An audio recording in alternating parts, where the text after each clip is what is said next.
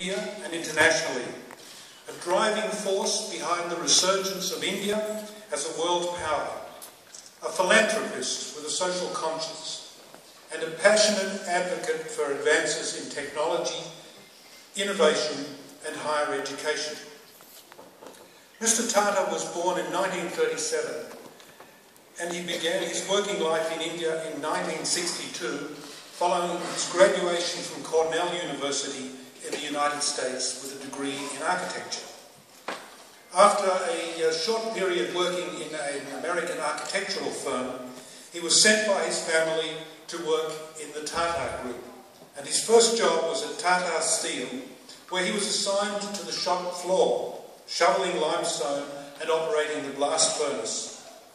For the next 9 years he worked his way through a variety of positions, and in 1971 began his managerial career when he was appointed director of the National Radio and Electronics company, Nelco. After, again, a variety of executive and leadership positions in the group, in 1991, Mr Tata became chair of Tata Industries. In that role, he embarked on a campaign of modernising the company, pulling together the many and loosely connected companies into a group that had several business lines and a centralised management. A hallmark of Ratan Tata's career has been bold ideas and innovation. For example, in 1998, he developed and launched India's first locally manufactured people's car, the Indica. This was followed in 2009 by the development and launch of the Nano, the world's cheapest road car, the $2,000 car, bringing the possibility of new car ownership to many Indians. During his tenure, the Tata Group's revenues have grown more than tenfold, and the acquisition of Tetley, Jaguar Land Rover and Chorus transformed Tata Industries, which became truly global and no longer dependent on a single economy. This example also signalled the beginning of a wave of acquisitions of foreign businesses by Indian business leaders. The Tata family, in addition to their business leadership, have a long tradition of philanthropy, social responsibility and a commitment to improving the lives of others. And Ratan Tata has been no exception to that tradition. Tata philanthropy is embodied in two trusts established in 1919 and 1974, and those trusts own nearly 2/3 of the parent firm's equity and are now chaired by Ratan Tata. But Mr Tata doesn't appear on Indian and global rich lists, because the other Tata tradition he maintains is that of transferring much of his wealth to the many Tata initiatives that work for the greater good. In the 1990s, the trusts moved beyond what is viewed as simple resource transfers, giving money away, into committed sectoral engagement, continuing their extraordinary generosity. A notable but not widely known example of the Tata approach followed the Mumbai terrorist attacks in 2008. At that time, the Tata flagship hotel, the Mumbai Taj Mahal, was a central target of the terrorist attacks, and a number of employees were killed and many were injured.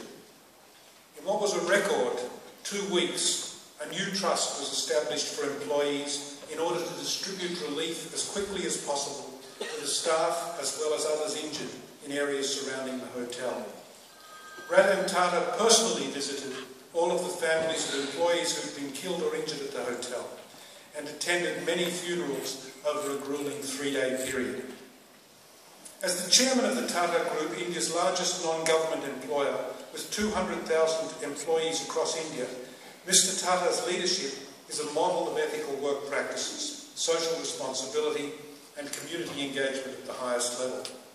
Many Tata companies are involved in a wide range of community development projects and programs in India and other parts of the world, encompassing many initiatives from welfare of women and children to improving health, education and livelihood.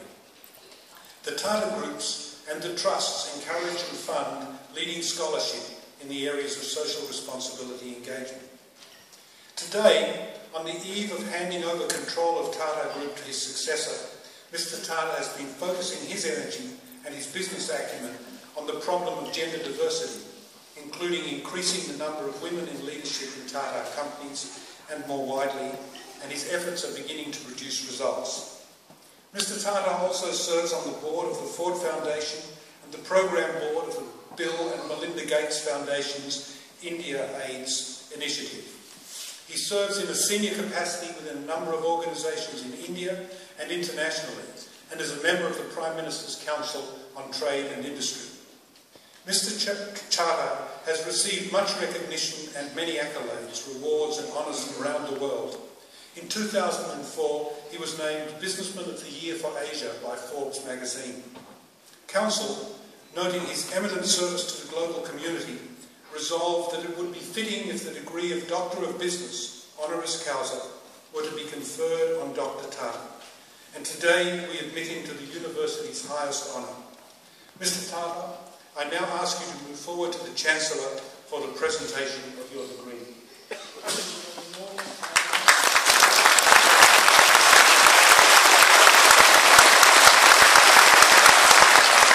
We have a protocol. It is an honour and a personal privilege to, in the name of the Council of the University of New South Wales, and as Chancellor of that great university, to bestow upon you one of our highest honours, that of Doctor of Business Honoris Causa. We wish you well in what you're going to do, and we congratulate you on what you've done. Congratulations, Dr. Tata.